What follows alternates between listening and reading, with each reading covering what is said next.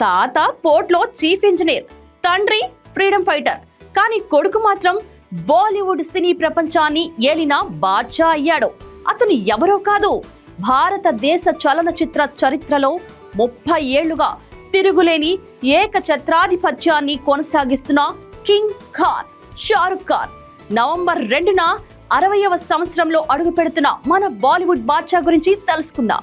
1965 November 2న ఢిల్లీలోని ముస్లిం కుటుంబంలో జన్మించారు షారుఖ్ ఖాన్. పుట్టిన తర్వాత 5 ఏళ్ల దాకా మంగళూరులోని అమ్మమ్మ గారింట్లో ఉండేవారు. షారుఖ్ తాత ఇఫ్తిఖర్ అహ్మద్ పోర్ట్లో చీఫ్ ఇంజనీర్ గా పనిచేశారు. తండ్రి జాస్ మహమ్మద్ స్వతంత్ర సమరయోధుడు.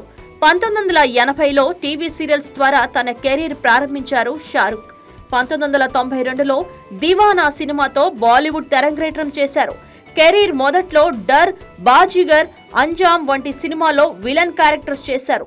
ఆ సినిమాలలోని తన బాడీ లాంగ్వేజ్ తో, సపరేట్ డైలాగ్ డెలివరీతో బాలీవుడ్ ప్రేక్షకులను విపరీతంగా ఆకర్షించడమే కాక బడా నిర్మాత దర్శకుల కళ్లలో పడ్డారు.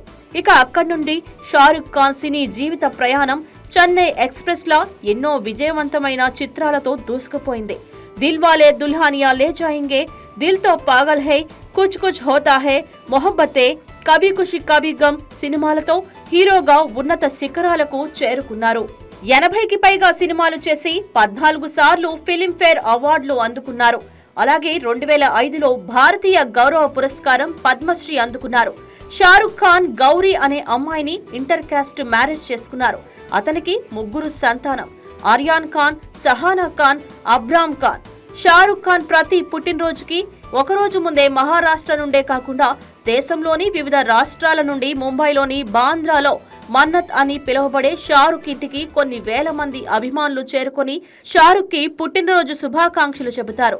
కుర్ర హీరోలతో సైతం పోటీ పడుతూ తన కింగ్ ఖాన్ స్థానాన్ని సుస్థిరం చేసుకున్న షారుఖ్ ఖాన్ కి మా వైకే టీవీ ఎంటర్టైన్ తరఫున హ్యాపీ బర్త్డే షారుఖ్ ఖాన్.